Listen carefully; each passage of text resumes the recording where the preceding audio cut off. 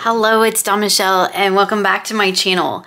Today I'm going to be doing that 9-card spread, which is a VR to Meg, a Rose Honey Ritual, which was a response to a video Sylvain did, which was a response to a video that I did, which was a response to a video Kelly did, Kelly from the Truth and Story, oh so many years ago. So there's like this whole train of videos and I thought it was super cool because the spread has actually kind of changed a little bit from what I originally remember seeing to what I did, to what Sylvain did, to what Meg did. I've seen Marlena Teresa do it as well, and then here I am and I'm gonna do it too. So the whole kind of idea behind this was that Meg took the spread and was like, let's turn it into a tag and let's all do a personal reading. So that's kind of where I think this video really shines, or this tag idea really shines, is because the idea is not so much about the spread, it's more about the personal reading for the spread. So that's what I'm gonna do today. I'm gonna do a personal reading with that 9-card spread. I am gonna use the spread and the positions that Meg showed in her video to make sure that I'm, doing it in the same way to be a VR to her. And we're just gonna like rip the band-aid off because I'm gonna use the Barbara Walker Tarot, which is a brutal, brutal deck, but like, I feel like I can take it. So I decided to use a little pocket deck just to give me more space for this nice big reading that we're gonna be doing. This originally, I think, was a spread that I saw Kelly do years and years ago, and then I kind of created my own version of it loosely based on that, which is kind of a check-in that that I do quite frequently. So it's kind of cool to see how these spreads evolve and change, and to see how things go, how things change in the community. But like I said, I'm using the exact positions that Meg used in her video. So that's what we're doing today. I also like that the Barbara Walker has keywords. I think that's great when you're doing a large spread. Decks with keywords can be quite helpful because sometimes when you're looking at a lot of cards, it's like a little bit overwhelming on the table. So, however, the Barbara Walker is like a mean deck. And I mean that like in the best possible way. It's a deck that like really tends to call me out on my crap. So we're gonna get like super vulnerable, because one of the things that I've personally been working on in my tarot practice, in my life in general, to be perfectly honest, and one of the things that I'm focusing on this month with the monthly medicine that I'm doing with members and stuff is kind of self-care, self-love, and part of that for me is vulnerability. So this is me stepping into that and using a deck that usually calls me out like in a big way. So that's what we're gonna do. I'm gonna go ahead and lay the cards down, and then we'll take a look at each one and we'll flip over a reading. I guess let's do them face down just so that we don't get overwhelmed. So we have past, present, future. See, I'm gonna run out of room, even with a mini deck. It's because I got too much stuff on my table. Then we're doing earth, air. Okay, we gotta back up. Like even with a mini deck, I gotta make more room. I could have picked an even smaller deck, but we'll just try to do our best with this because I wasn't really set up to do a big reading on camera. Okay, so where were we? So past, present, future, earth, air, fire, and water. And I think those 3 positions might be a little bit different than what Kelly did, because those feel very, very, very close in alignment to the way that I do it. Let's just kind of pull them all in a little bit closer. And then what's helping you is above, and what's not helping below. So that's pretty interesting. Okay, so let's go ahead and let's jump into this reading. So past, let's see what we've got for past. We've got the Queen of Cups with Virginal. That's kind of funny. So Queen of Cups in the past to me says that I have been struggling to operate from this place of connectivity, right? Of being in connection to myself. And there's this virginal aspect, like maybe I'm trying to be like a little bit more Queen of Cups than I really am. Like I tend to say I'm not like super soft and squishy. Like I'm not a super soft and squishy person. So this Queen of Cups kind of makes me giggle because like it's kind of calling me out on it. Barbara Walker, always gonna call me out. But it's kind of calling me out on like, that's maybe your past or maybe what you were trying to cultivate in the past, and not you as in me. Like the cards are talking to me, so I tend to say like you, but I mean me. Anyway, so like maybe in the past I've had this kind of almost virginal idea of what it means to be the Queen of Cups, what it means to be kind of that wholesome and good and pure. But being in that past position means that maybe that's the mindset that I was coming from, or the place that I was coming from, and maybe not necessarily where I am currently. So in the present, let's see where I am currently. I've got the Queen of Swords with Kali. All right, if you saw, I love this deck. If you saw my August monthly reflections, I talked about how Kali was my guiding energy for the month, and like that was the essence and idea of Kali, and trying to break down some walls that I have inside myself is like, that was huge. That was the majority of the work that I was doing. And I love that she's come up here in the present because I'm still very much in that space. In this month, I'm working on, like I said, that self-care aspect, but that Kali energy is still there underneath it all, you know, helping me to tear down the walls that keep me from connecting to myself at that level. I love that we have the Queen of Swords, you know, in that Kali energy, because it's really about kind of speaking your truth to me. So that's kind of where I am. I'm speaking my truth, channeling Kali, and I'm breaking down the walls that keep me from moving forward. I love that. It's perfect. So in the future position, we have the Ace of Wands with power. So hopefully once I've, you know, stepped into this Kali energy and really manifested it, that's going to give me that personal power that I need. Wands is definitely something that I relate to more of my kind of pursuits and passions, my creative work, the things that I try to go out and do in the world. And with the ace, we have the full potential of it. So once I probably get past this idea of who I should be, break down those walls, and, you know, I'm going to be able to step into that full power in the future, hopefully very near future. Okay, so then we have Earth down here, and for me, Earth relates to the body and the physical realm, right? So we have the Star, and that's, again, very much a card of hope for me. So kind of funny because I have been trying to work on being better about being more mindful of my body, like my actual physical self, my vessel in this current incarnation in the world, and trying to do things like making sure I'm getting moving every day, trying to eat a little bit better, like having some hope for my future in that material realm in a body sense, right? Not so much just in the things that I'm trying to create. I've got a lot of hope there too. But when we're looking at that Earth, that's kind of that foundational energy. That's where what we're rooted into, and that's the Star card for me. So that's all the kind of big life purpose things that I'm trying to do. I'm very rooted and grounded into that, but it also shows me that, you know, I am taking the time that I need and cultivating that balance. I know that's more of a temperance word, but I think you really get that in this imagery as well, of cultivating that balance between, you know, trying to do the things that I want to do, but also being mindful that I myself have limitations and I have things that I need to keep in mind in order for me to follow my North Star, to follow my passion.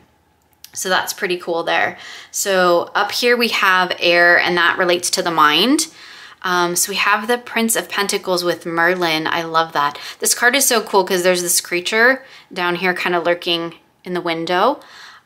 So Prince of Pentacles and the idea of Merlin. So princes in this, I believe in this deck, watch me check, because like we're just being honest here. I'm trying to remember if this is more, I think we say it's Thoth-based, but it's just kind of Thoth-y. Yeah, princes would be relating to the knights. I was trying to remember if it took the Thoth association. So relating to the knights, so going out and doing the thing, doing the work, that is where my mind definitely is. Like trying to get the things done, trying to take what's in my brain and get it out into the world. And I love the Merlin aspect of it, because a lot of what I'm trying to get out into the world is like these big creative projects that like, it's gonna take a little bit of magic to make it happen.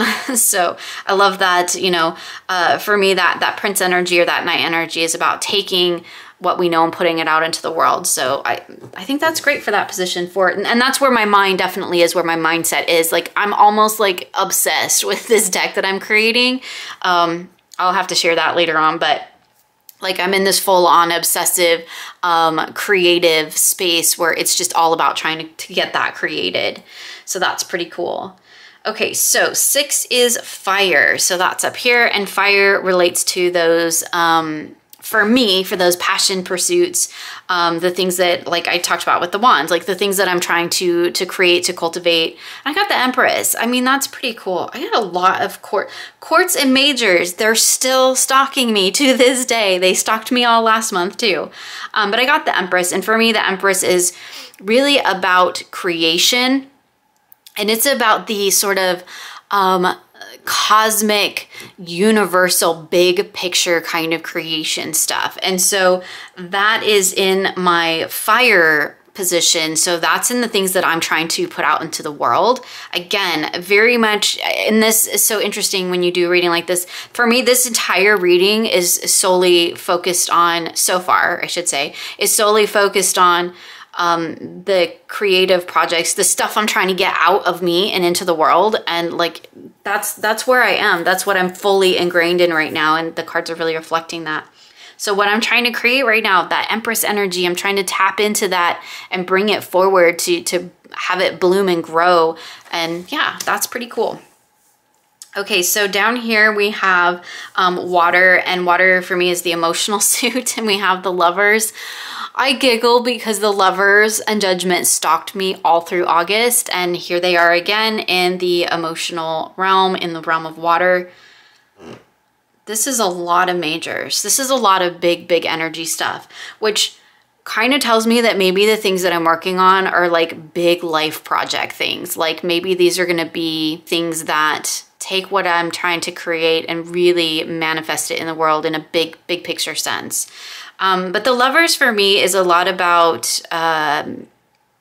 balancing aspects of self. And, you know, we often see it related to like choice and stuff, which we can definitely see illustrated on this card.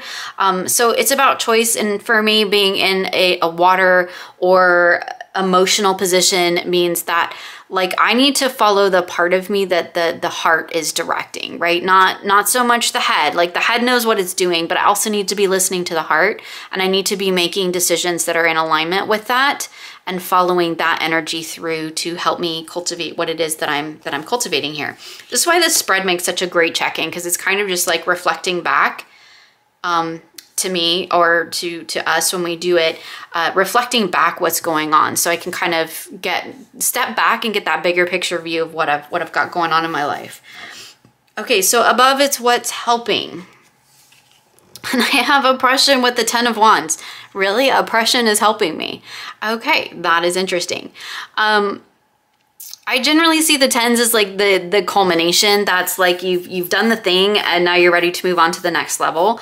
But in this sense where we have that oppression energy, we are maybe talking about that sense of wanting to move on is maybe what's helping me. I don't know, that's an interesting one. Occasionally the cards throw me and I'm like, what are you talking about? So guidebooks, little guidebooks, even little bitty ones like this can be helpful. So let's just look it up, because again, we're doing a real reading and I'm really stumped. So that's what we're gonna do.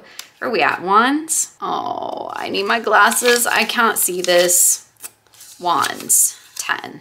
Let's see what Barbara Walker has to say about the 10 of Wands and oppression, because that's definitely not how I read that card, but It says, a victor complacently watches his defeated rival fall into a dark, dangerous pit.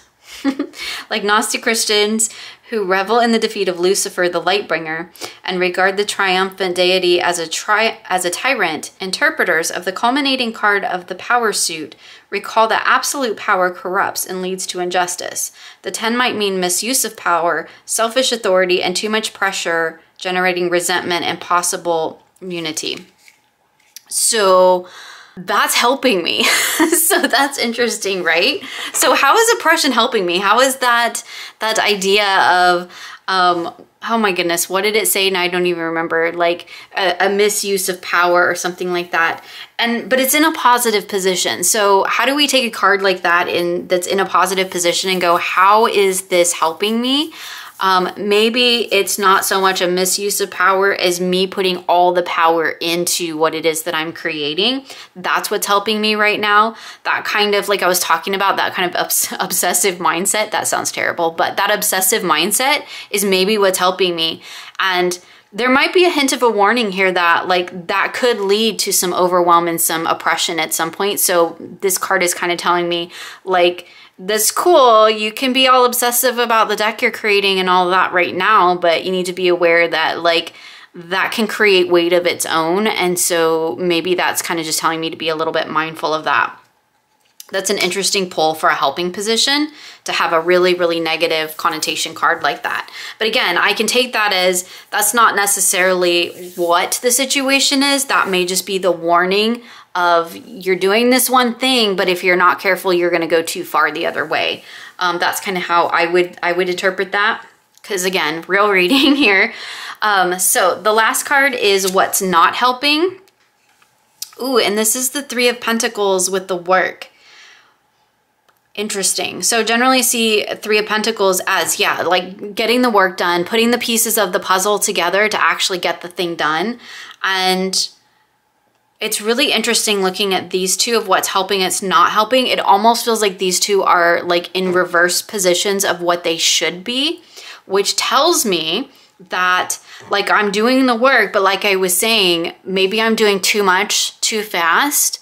And that's going to lead to this oppression energy if I'm not careful, which is totally totally a legitimate concern that I have, because like I said, I've been working on a deck and I've been working on it almost obsessively. Like I've been working on it daily for hours at a time. And there is a part of me that is in the background going, in the back of my mind going, don't burn yourself out. Don't burn yourself out. You have so many cards left to go. And so this is really interesting. Like what's not helping me is the amount of work that I'm doing. That's what I'm getting out of this. And again, what's helping me is being mindful of that, that fallout that can come from that burnout that can come from it. So yeah, interesting reading. I'm going to kind of spread these out a little bit more just so we can kind of see them.